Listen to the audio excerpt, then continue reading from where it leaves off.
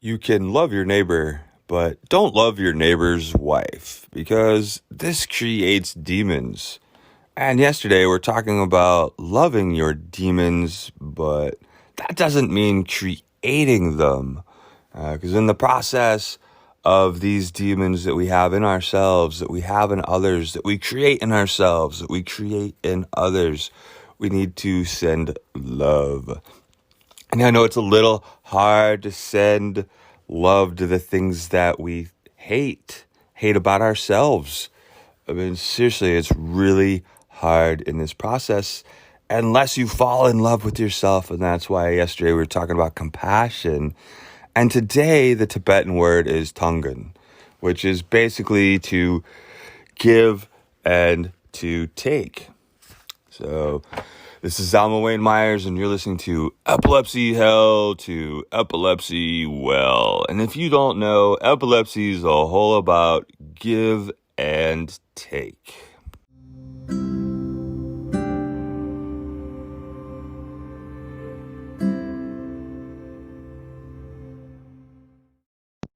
Chapter 9 Tonglen. In joy and sorrow, all are equal. Thus, be guardian of all as of yourself. Shanti Deva. Tonglen, or exchanging oneself for others, is another bodhicitta practice for activating loving kindness and compassion. In Tibet, the word Tonglen literally means sending and taking. It refers to being willing to take the pain and suffering of ourselves and others, and to send out happiness to us all. The Bodhichita teaching that Atisha took to Tibet included the practice of Tonglen. Although there are many ways that we can approach Tonglen, the essence of the practice is always the same. We breathe in what is painful and unwanted with a sincere wish that we and others could be free of suffering.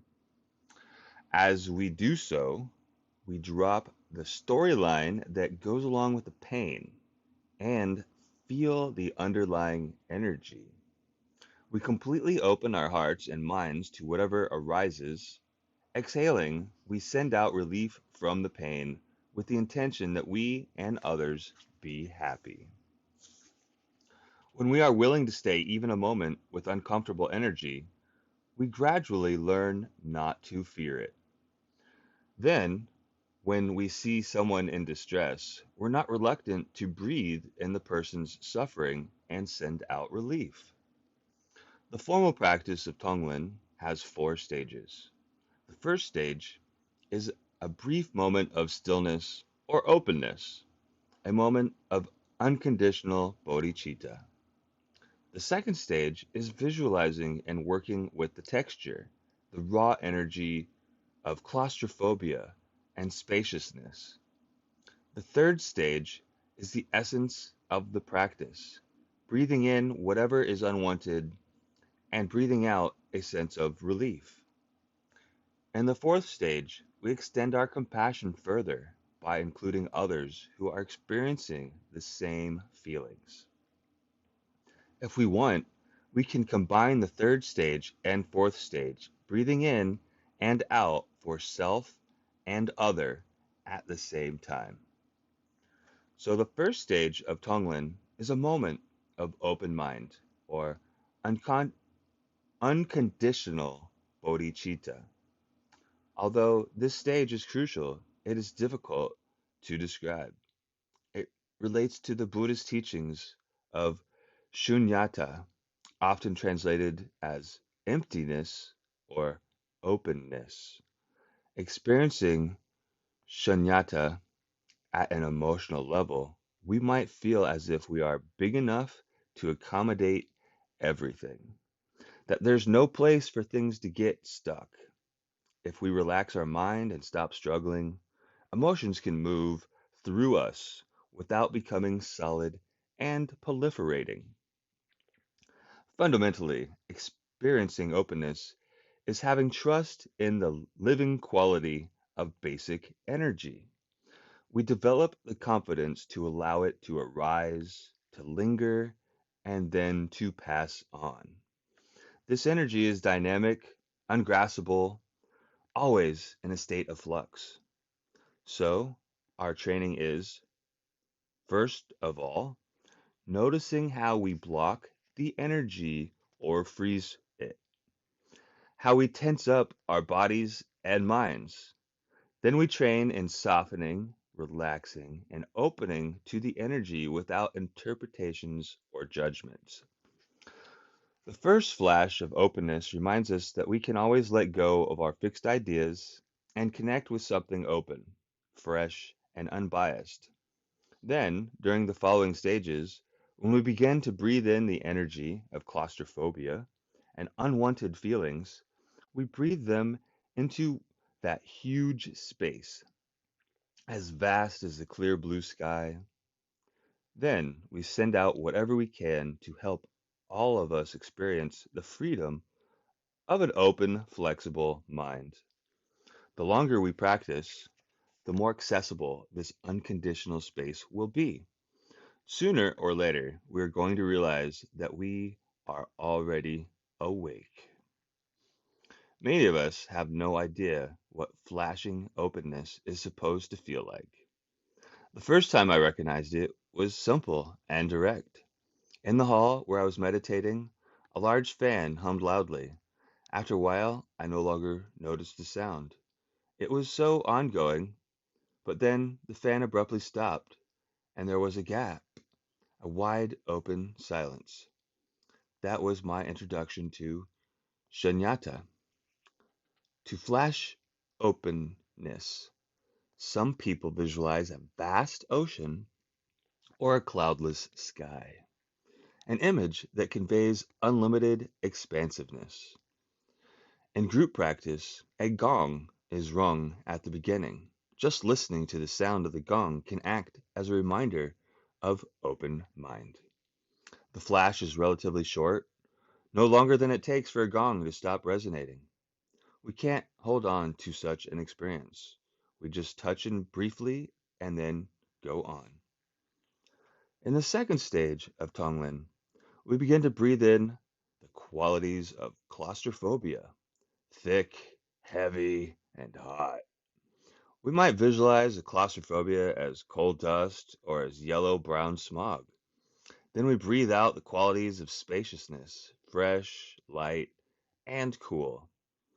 We might visualize this as brilliant moonlight, as sparkling sun on water, as the colors of a rainbow. However, we visualize these textures. We imagine breathing them in and out through all the pores of our body, not only through our mouth and nose. We do this until it feels synchronized with our breath and we are clear about what we are taking in and what we're sending out. It's fine to breathe a little more deeply than usual, but it's important to give the in breath and out breath equal time. We may find, however, that we favor the in breath or the out breath instead of keeping them balanced.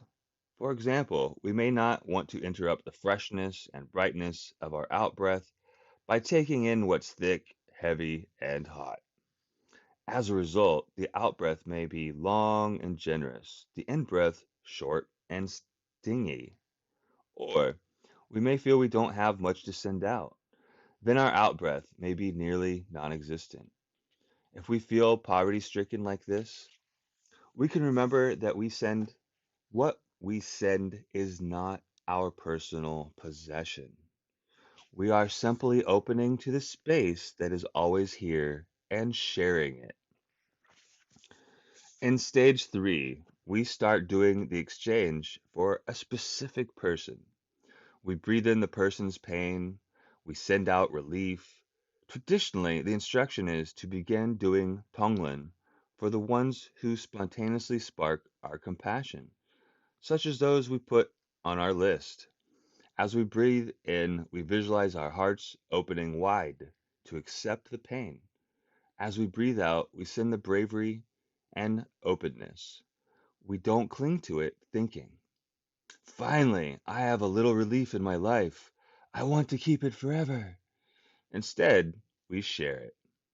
When we practice like this, breathing in becomes opening and accepting what is unwanted. Breathing out becomes letting go and opening even further. Breathing in or breathing out, we are reversing ancient habits of closing to pain and clinging to anything comforting. Some AIDS hospices encourage patients to do Tonglen for others who have AIDS. This connects them in a very real way with everyone in their situation and helps to relieve their shame, fear, and isolation.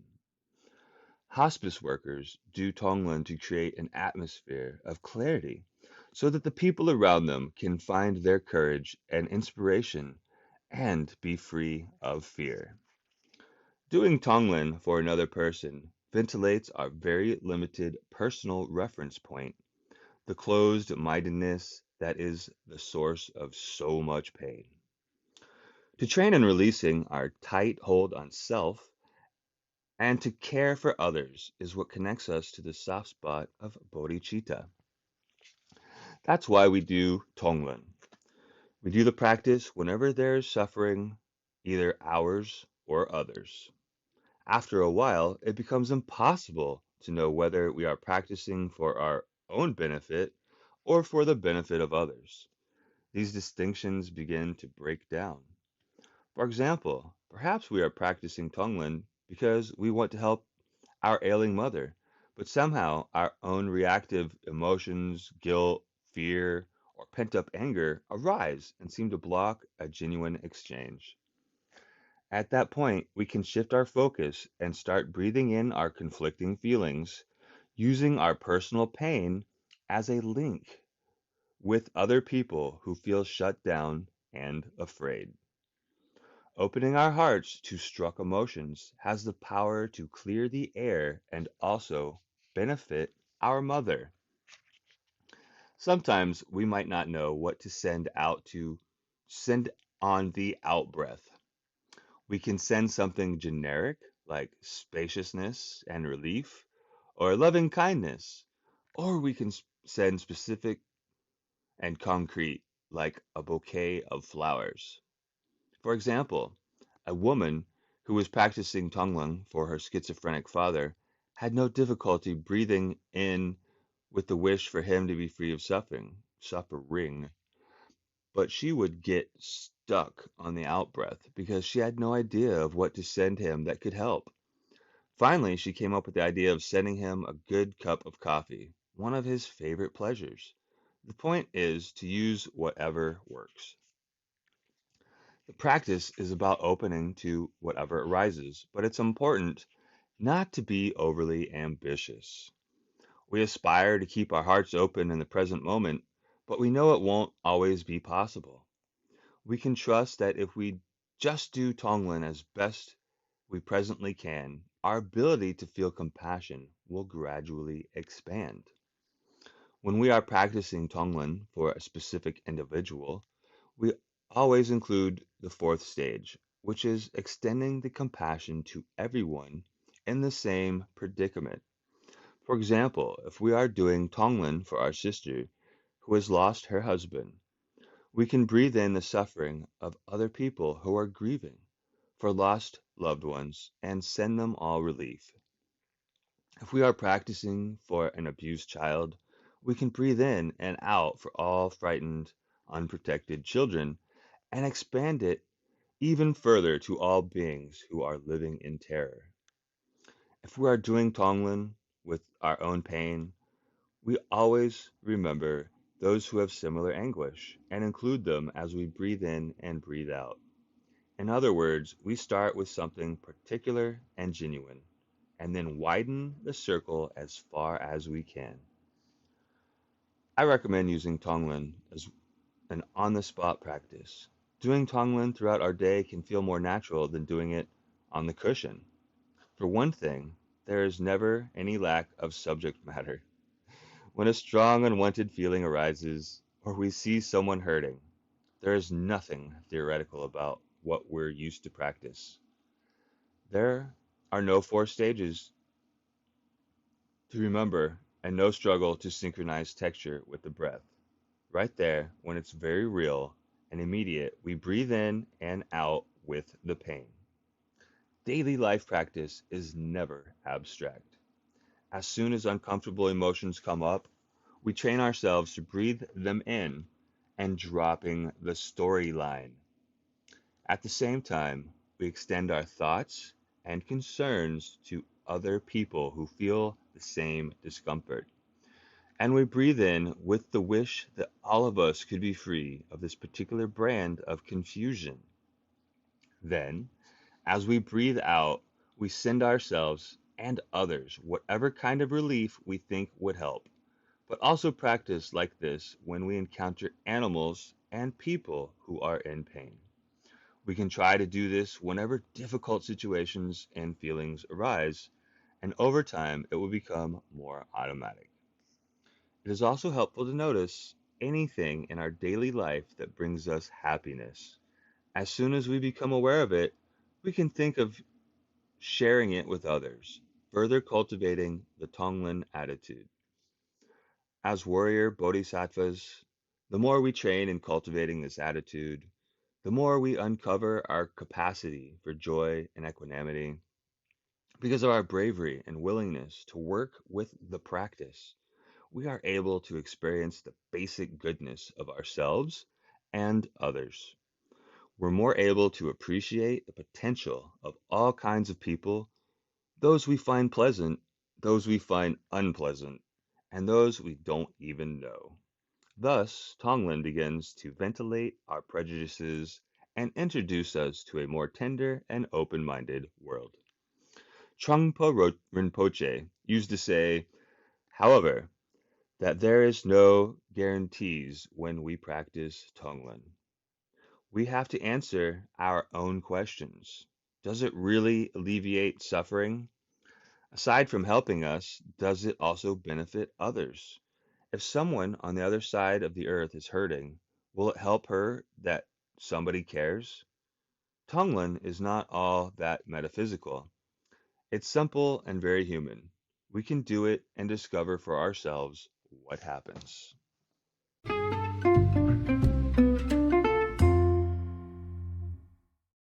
I must confess that Tonglen is pretty much what got me into being an acupuncturist. And honestly, I think it's one of the reasons that I'm an amazing acupuncturist because I've connected very deeply with my own pain, and this has been, and fallen in love with myself uh, multiple times. And it's work sometimes, losing yourself and having to fall in love with yourself again and rediscover who you are when the rug's been pulled from out from underneath your feet. So again, it's a process. It's a process to learn who you are and love yourself and then start loving other people. But man, you got to really start with loving yourself always. So you guys can understand, hopefully you understand why epilepsy hell to epilepsy well is so important to me because I know what epilepsy hell is like. I know what it can be. I know what it's like to live on the streets, to live in a homeless shelter, to be thrown out of people's houses, to have your friends quit talking to you, and to tell other people that they just haven't grown up enough to be in your life anymore because you have a condition that you have to work on and you have to make sure that you have an environment where you're able to work on yourself and heal yourself. And man, there's plenty of people I have lashed out at this process of trying to rediscover Tonglen, trying to discover who I am, trying to be okay with the pain and suffering and other people's pain and suffering, just watching what we go through. It's really so many people want to make this process about them when we're struggling, but they don't want to make the recovery part about them. They're not all so you can't really hold these things against people. Everybody's so caught up. So this is why we send ourselves love. We breathe in all this smog, the pain, all the crap. We're basically doing the reverse of what the trees are doing, but the same thing the trees are doing. We're putting out some carbon dioxide as we're breathing the oxygen, and the trees are breathing in that carbon dioxide and putting out oxygen. So we're just keeping that natural rhythm. So make sure you're loving that tree for making sure you can breathe, and make sure you're breathing so that tree can breathe, because this is part of the harmony with nature and the universe and all things. And it helps you feel like you're more connected. And I mean, think about all the other people that could possibly be in the same situation of yours or worse or stuck, not having anybody around that can help, not having found somebody else with solutions that can get them the shortcuts that they need to take back their brain from this insane, crazy process. And epilepsy is definitely an interesting challenge. And I can't say that I hate it as much anymore, but I can definitely say that it's not anything I wish on anybody. And so it's definitely a pain that I am trying to do my best to take away from you and anyone else that has to deal with it so that we can turn this into love for ourselves and love for an amazing life. And seriously, it is so important to just find a way to be okay. Be okay with not being okay. Every moment isn't about seeking pleasure and getting out of pain. It's about sitting with this pain and discovering the why. Why does this hurt? Why does this bother me? What can I do to let it go? Because oftentimes these things are just conditioned, or there's something that's traumatic that just needs to be healed and dealt with. And I'm telling you, hiding it with drugs and alcohol doesn't work. It never, never, ever, ever, ever works. I can tell you this from personal experiences because I've done a lot of drugs and I've done a lot of alcohol, and I can only tell you that those things have generally made situations worse and harder. I've watched so many families fall apart because they let their addictions or their cravings or their problems become their main focus, and they forgot how to love themselves. They forgot how to love their partner, their children, whatever. I mean, it's so, so sad when everybody is so unhappy with themselves that they've got to destroy the people around them. And, I'm doing my best, and hopefully you're doing your best too, to have some patience with yourself. First and foremost, have some patience with yourself. This takes work. You're a warrior. Warrior takes training. I joined the military and I went to the army, and we had, you know, boot camp. We went and trained on how to be a soldier before we were a soldier. That's really the whole process of learning what it is you're fighting, learning the tools that you need to fight the wars that you're in so that you're actually winning battles and you're not just on the front line sitting there at a ceasefire just waiting any minute for the conflicts to arise. So, you know what I'm talking about. I was in Korea. Korea has been on a ceasefire for a very long time.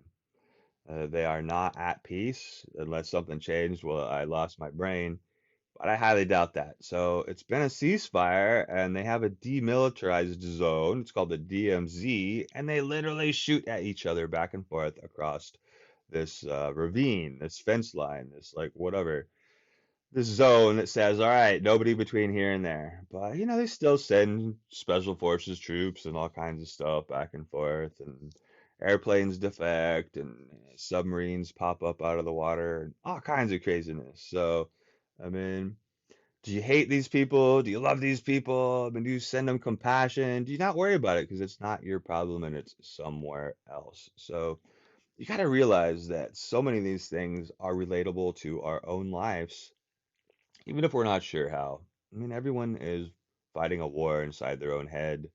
They're fighting against self-confidence, insecurities, abandonments, and all these things that have gone wrong, all the things that they've done wrong, never being able to get what they want, but never really knowing what it is that they want. I mean, it's It's hard. I mean, I know, seriously.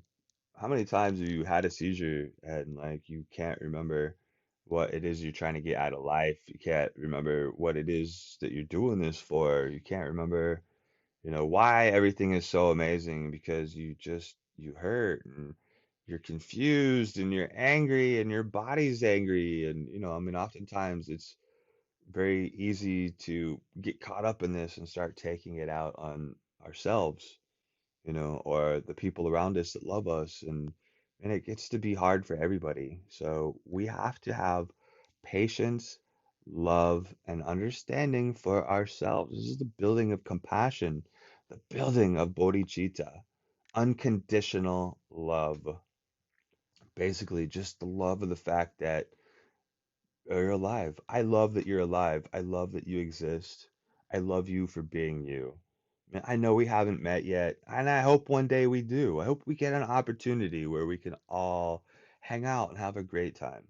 And, I'm working on the Epilepsy Hell to Epilepsy Well process, and there is a 7-day challenge that we're doing June 21st. So I'm still working on this. This is gonna happen. We are gonna make this a dream because Tonglen has to happen. We have to share the love, share the solutions, take on everybody else's pain, and show them that there is a better way. And I challenge you to join me in this process of falling in love with yourself and falling in love with your own struggles and falling in love with overcoming them and conquering your demons with love, not fighting everything and trying to destroy everything, but by trying to change yourself. Destroy yourself with love. Might be funny, but seriously, destroy yourself with love. Get rid of all the problems, all the things that are holding you back from being the best version of yourself. Stop telling yourself you're not good enough because you are. Stop telling yourself you're not worth it. You are. Doesn't matter what these other people in your life are not able to understand what's going on. If they break up with you, if they leave you, if they move out, like seriously, these people are dealing with their own problems, their own demons, and their own inability to practice loving compassion. And sometimes we need to teach these people how to do it. And that is usually by being the example, communicating more effectively, more efficiently, in a loving manner. And I do my best to not go rage talking to people after a seizure, but sometimes it's just got to happen. But for the most part, the best thing to do is to calm down, accept whatever's going on, and then have a much more loving conversation. And don't be blaming everybody for, oh, you did this to me and I had a seizure. Because, I mean, seriously, it feels that way, but it's really you had a seizure because you were in a situation that your brain or body wasn't prepared for, and you need some help being prepared. And yeah, sometimes it sucks that people are cruel and petty, and oftentimes these are the ones we need to avoid. The best of our capability, well, we are practicing growing our own love and compassion for ourselves. So it's incredibly, incredibly important, again, to love yourself. Make sure that you love your neighbor. You can love your neighbor's wife, but just don't make love. Not supposed to be like have sex with everybody. That's not what love is all about. Sex is again another double-edged sword. So, yes, dopamines are awesome, and so is oxytocin, which is the bonding love hormone. And if you're trauma bonding with somebody, then that is not going to help with your Tonglen. You got to make sure that you are sending love, you're giving yourself love, you're building an environment that you can grow in that allows others to grow in too. Because, the people in your life, they need to grow into you having epilepsy. It's nobody's been given a book. Nobody knows, hey, this is what's going on with our craziness. We are insane in the brain. And if you're not loving it, you need to work on loving it. So, I'm gonna tell you, this has been a wonderful time. Appreciate you tuning in and listening. I'm gonna let you go. Enjoy your wonderful day, Work on some space for yourself. Work on loving yourself. Love your brain. Give it a break. And make sure you take care of yourself like you matter because you do.